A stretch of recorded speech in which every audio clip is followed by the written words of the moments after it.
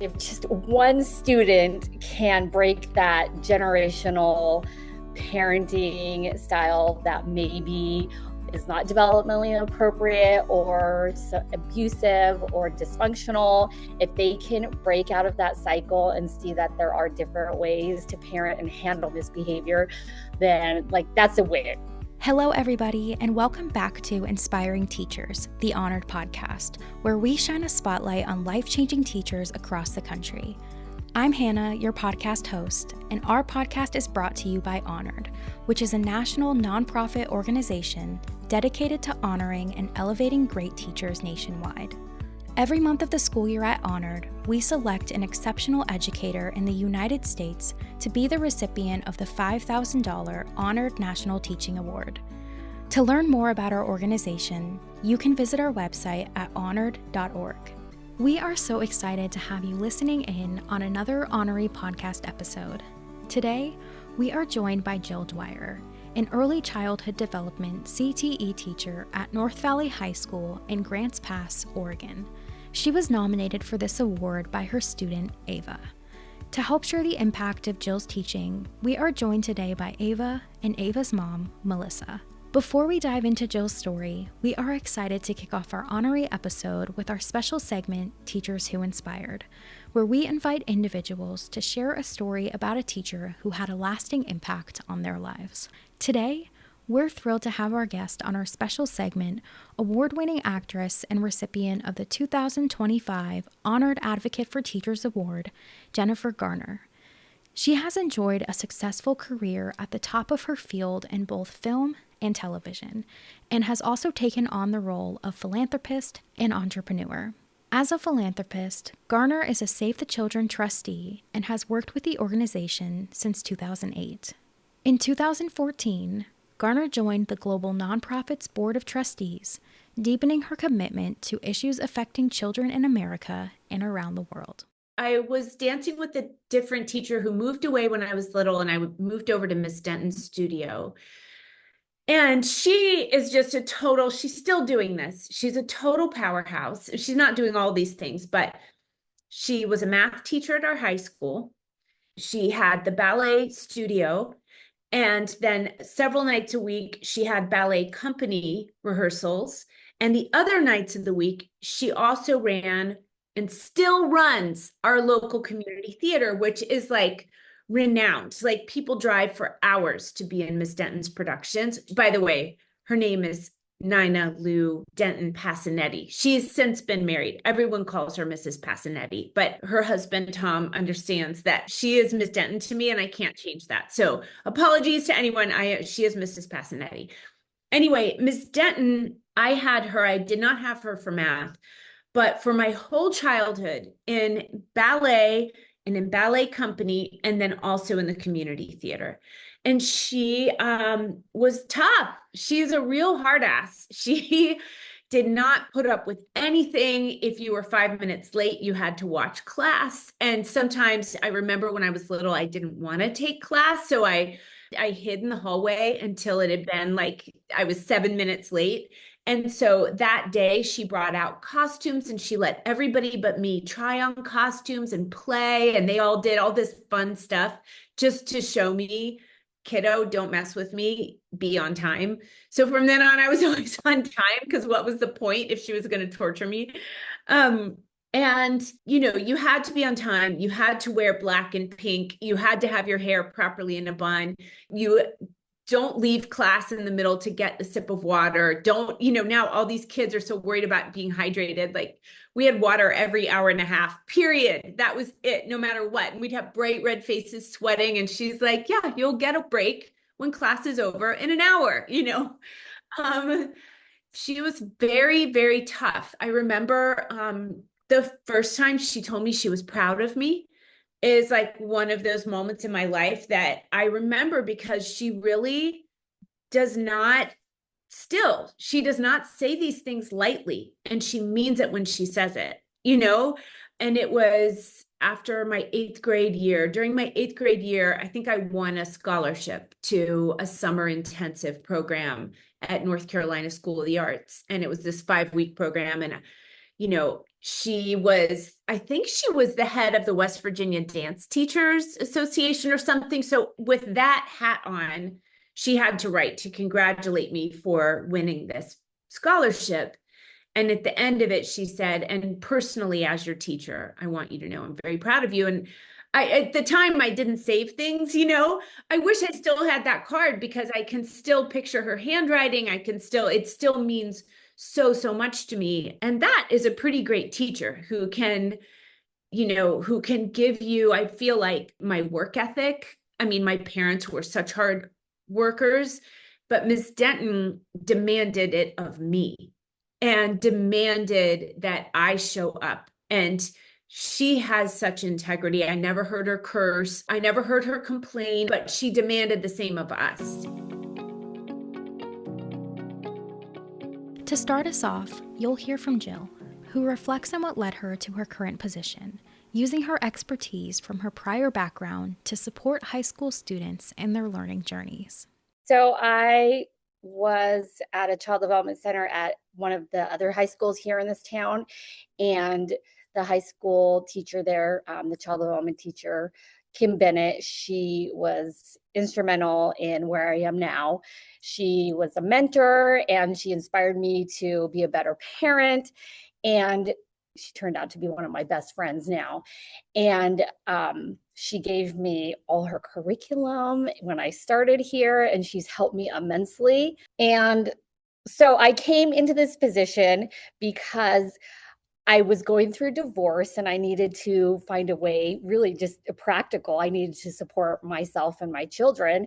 And I connected with a lady whose daughter was at my center, and her husband is actually the superintendent of our school district. So I'm like, hey, that's a good connection. And we still kept in contact. And I said, hey, I'm thinking about being a child development teacher. I said, what are my options? Because right now, the only program is in Corvallis, which is 3 hours away. So that was not an option for me. And she said, hey, oh my gosh, we have this program. It's for CTE teachers if you come from industry, and then you just have to take your teaching credentials. And basically the 12 years I was at the Grants Pass High School Child Development Center was equivalent to getting my bachelor's and master's. Jill's Early Childhood Development class helps students build vital skills for the future. Through foundational skills such as time management, emotional intelligence, and critical thinking, her teaching reaches far beyond preparing students for a specific career path. As far as academic content, I cover from conception through early childhood, which is age 8. And so just the fact that, I tell my students, you're going to probably become a parent one day. And if you don't, you're going to be an aunt or an uncle, or maybe you have younger siblings, or your friends are going to have children. So really, you really can't get through life without interacting with children at some point. So if, they kind of know the nuts and bolts of how children develop and what's developmentally appropriate and best practice as far as interacting with children, if I can give them those skills, that aspect of what they learn from my class. But also, right, you also want to teach them time management and throw in some emotional intelligence and, critical thinking. So I try to do that with my curriculum as well. And I'm a huge believer in logical and natural consequence. And just this is the time for them to figure out if they make a mistake or something doesn't go the way they want it to, how do you figure it out and make it right? So as far as like the parenting aspect and that child development content that I'm teaching, my students right now don't have that yet because they're not parents yet. So I would say in that aspect, the place I was before, I've had students that have, got married, had babies, and they remember what they learned in that class and how to interact with their kids and why kids do what they do. To learn more about Jill's impact, we talked with her student, Ava, who shares what led her to nominate her teacher. She reflects on the relationship they've built and how Jill creates an environment where students are comfortable sharing about their lives, knowing they will be met with understanding and guidance. Miss Jill makes me feel seen and understood because she really is a great listener, and she also remembers a lot of things. And Miss Jill is actively involved in my life and is someone who I can be open about the challenges that I face at home and just even within school. And she's very attentive. Even when I was going through the college application process in the winter, she overheard and helped me get connections with her friend. And so that way I was able to get recommendations and I got scholarships. I got into multiple colleges. And then she also is very open and honest about her life as well, which I think really can help people feel seen because it's like you're open about your life and it isn't just like, okay, tell me everything about you, but I'm not going to share anything about myself. She's just a very reassuring person, and she's been through a lot of adversity, and seeing how she is genuinely the nicest person I've ever met, and she is so caring and really just shows that you can make it through anything. And she is just very loving and is like a mother to all of her students. Jill's influence extends beyond the classroom and into the lives of her students' families. Ava's mom, Melissa, shares about the growth she has witnessed in her daughter. From watching her build her confidence to gaining independence, Melissa expresses the comfort she feels in knowing there is an adult at the school who is helping her daughter grow. I see it a lot, actually. She'll just come home beaming, oh, I did this with Miss Jill, and Miss Jill and I are doing this. And it's just really comforting to know that she has someone at the school that's a safe space for her and someone who has her best interests. And I feel like Miss Jill, I really appreciate her and the time that she gives to Ava. She's like a mentor, but also a friend. And as a parent, knowing that there's somebody at the school that's there to support her. They've done a lot of great things together, and I love that Miss Jill listens to Ava's ideas, and then they make things happen.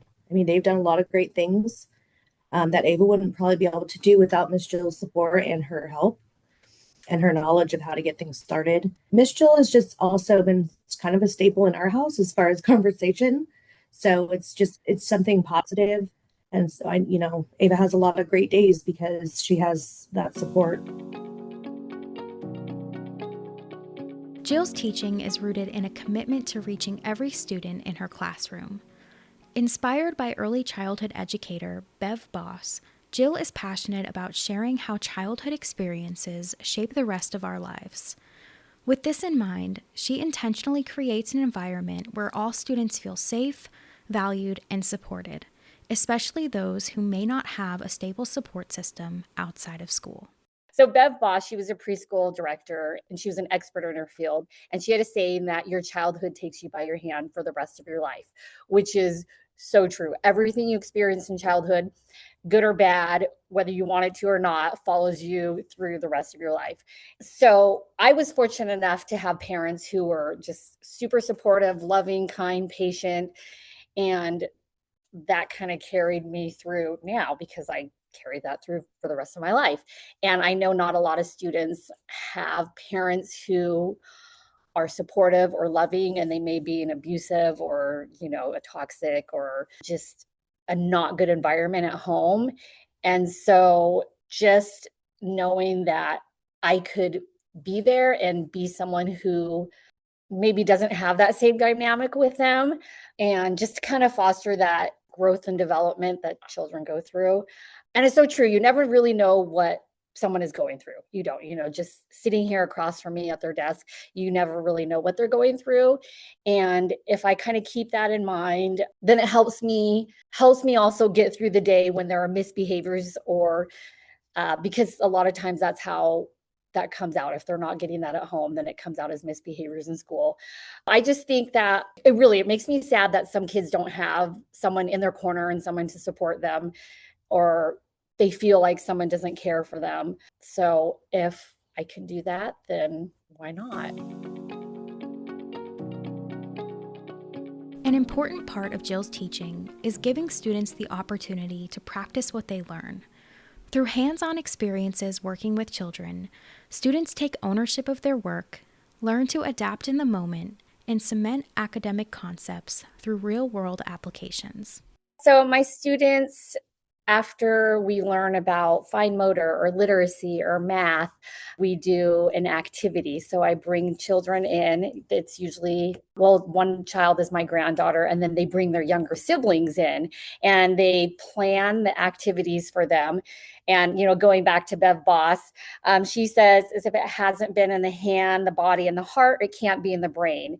And I think for students or for teenagers, but basically everyone, if you're not involved in it and if you're just sitting there taking in information, it's not the same. Like, you have to have hands-on and be, invested in it, interested in it to learn something. So, I've been exploring project-based learning. I think it's the best way for students to learn. So I just try to implement that into my class just so they have more hands-on activities. And then, I see them, they take ownership and they're proud of what they've created. And I give them the domain. Okay, you're going to plan a fine motor activity that involves literacy or math. And they can just take that domain and run with it, and they'll spend a few days and they get really into it. And so I love that they get excited about it. And then when the children come in and they do the activities, they love interacting. They all get excited about the kids coming in. And if they do an activity and maybe it wasn't quite as successful as they thought it was going to be, or didn't really grab the kids' interest, then they're able to kind of assess that and say, okay, what can we do for our next activity? Because they'll notice that some of the activities the children gravitate more. So they'll kind of, okay, what did that group do? And why did that group have all the kids? And why did only one child want to come to my activity? So gives them a chance to kind of develop and grow as far as what they're going to do for their next activity. Through her time in Jill's classroom, Ava has gained a strong sense of selflessness and an awareness of others. Ava and her mom describe how Jill leads by example and has inspired Ava to be a confident, caring individual who takes chances and steps outside of her comfort zone. Miss Jill has changed the way I think about who I am because she taught me to be selfless. And I feel like for a lot of my life, especially as an only child, I just kind of prioritize myself and my success. But okay, so through watching her actions, she taught me that altruism will make you successful, not egocentrism. That's probably the best way to put it, because it wasn't something she necessarily directly told me. It was more of just like watching her care. I realized that I need to take a different direction in life, and that's what I need to do. And I want to be the kind of person who has built a community and become a person that people can rely on. And if you call me, I'll show up. If you need to be comforted through a hard time, I'm with you. If you just need someone to talk to you, I'm all ears. I've been someone who loves to talk to people and know about people's lives, but I guess I really just dug deeper, and especially with Garden Club that she helped us start, just realizing how many kids are struggling and just things that I didn't know, and just getting to know them more and support them through hardships in their lives, because a lot of them are facing food insecurity, and even just being there just to talk about their successes and stuff. And it really just showed me a whole new perspective that I will use for the rest of my life and take with me to college and everywhere. A lot of self-confidence, and also how she reflected back on herself that will just hopefully stay in her mind and keep her humble in that type of way, just to also follow her dreams. Just go for it. Why not? To take chances, because she has been taking chances, and like the Garden Club, she suggested it, took a chance to try that, and it could have went a no, it could have went a yes. So just try, just do your best. Expanding on the growth Ava has experienced, she and Jill share about the creation of the school's Garden Club.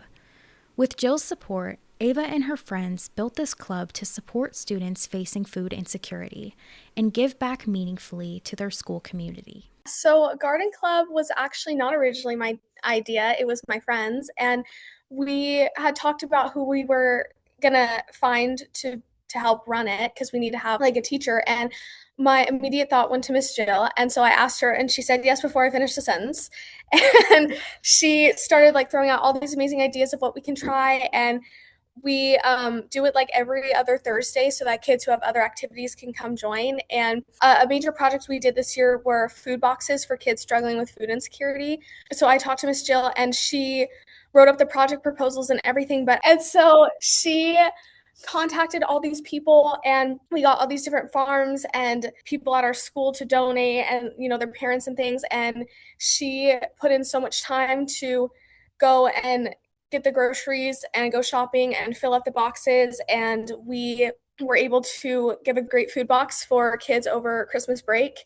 And even now we're going to start doing like urban planting and things. And we have just leveled out the soil, and we're going to put the planters in so that we can beautify the school, and also so that for any food we grow, we'll donate back to the student body. Well, outside, there was a really large garden area with really old planter beds that were falling apart and just full of weeds. And so every time I drive by, I thought, my gosh, that's like a great place for a garden.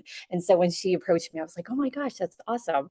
And also, I just thought that was amazing how she saw the need for food in our community and with our students. And that's just something that if you have never experienced it, you don't truly know what it means. And so I've never had experience not having food to eat, but I know that students, they dread breaks and weekends because they don't have food. And that's just heartbreaking. And so if we can grow some food and incorporate it into our lunches, and our kitchen manager already said that would be awesome and amazing, and make more food baskets. And then also I know Ava and her mom were integral in those food baskets also. They went and helped and bought so much food too.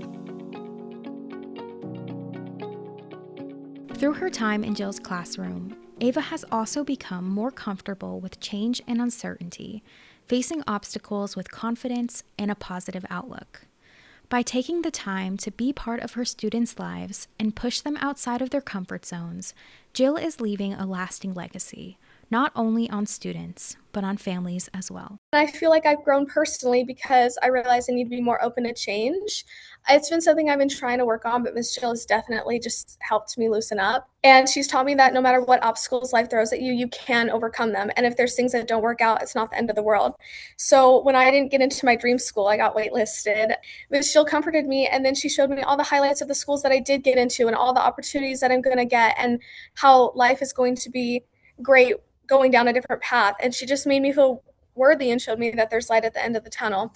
And one thing I love about Miss Jill, she does a perfect mix of being empathetic towards people, but also pushing them to keep going, which I think is something that everyone needs. And she can truly find the good in anything. Like, even when you're like, there's no good, she'll be like, but there is. She's passed that train on to me to look for the good in everything. And her winning this award is a testament to that.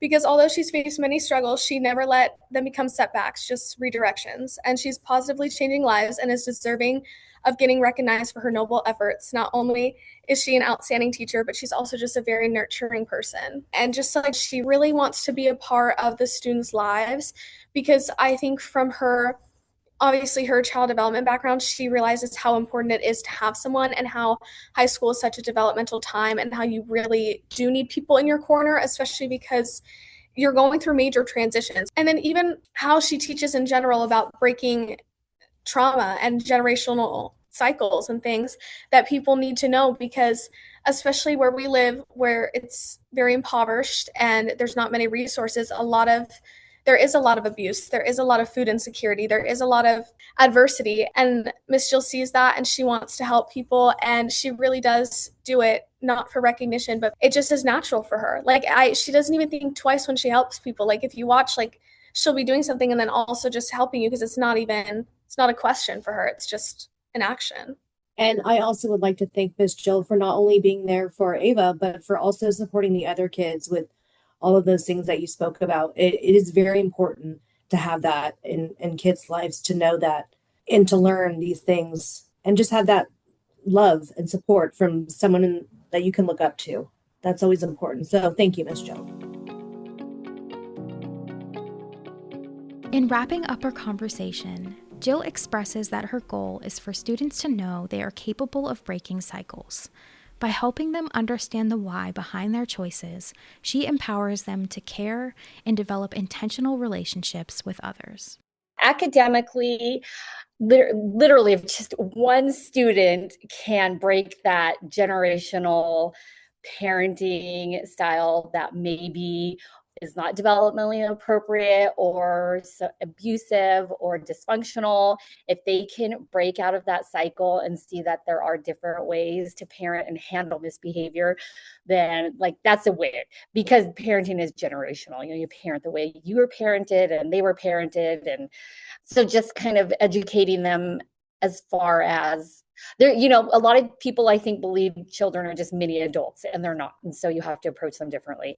So if I can get them at least to kind of, okay, well, maybe this is why we don't do this, or this is what we should do instead. At least if, I get the wheels turning and thinking about other options, then that's a win for me, as far as the academic portion. But also, even something as simple as budgeting, because they have to plan a baby shower and they do the gift registry, and like they're shocked, like a stroller costs $200. That's kind of a cheaper one too, so just kind of bringing in basic life skills that they're going to need outside of the content of child development. I try to incorporate that in my class as well. Thank you so much for listening and joining us today to learn more about Jill Dwyer, our May honoree and recipient of the Honored National Teaching Award. To read more about her story, you can visit our website at honored.org or click the link in the episode description. If you have a teacher who you want to recognize and nominate for our teaching award, you can head to honored.org/nominate to recognize a teacher today. If you enjoyed today's episode, you can follow us and leave us a review on whatever podcast platform you're listening in from. Thanks again for listening, and make sure to tune in next month to hear the incredible story of our June honoree.